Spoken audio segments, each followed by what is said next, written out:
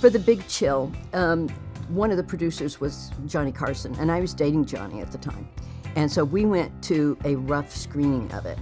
And in the rough screening, at the end, they actually show everybody when they were in college. After it, Johnny said, what do you think? And I said, I loved it. I said, but you don't need the flashback. And Marcia Nassiter was there too, one of the producers, and she says, but we have to see who they were. I said, no, we saw who they were. We've seen who they were the whole movie. We don't need all of that. And to be honest, the 60s flashback stuff, the wigs and stuff were not so good. They ended up cutting the flashback at the end. And I felt really bad later because I found out the guy who played the friend who had died, who was live in the flashback, was Kevin Costner.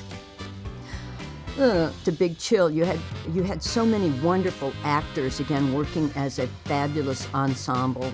But it's hard to miss the fact that Glenn Close was just so huge at that time, with an Oscar, an Emmy, and a Tony nomination all in 1 year. I mean, that's a little hard to do. You know, Jeff Goldblum is one of those actors I've always admired so much. To see the range that he has of going from Big Chill to The Fly to Jurassic Park, you know, he's always playing a smart person, and he's always and a funny person, and he has great comic timing. Everybody, I think, identified with it. I mean, certainly people of my generation, because we were that age.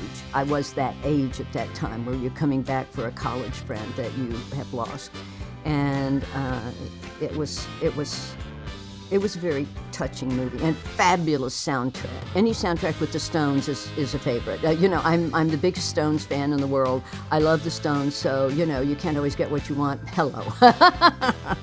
Watch the very, very best of the 80s, Friday nights on AXS TV.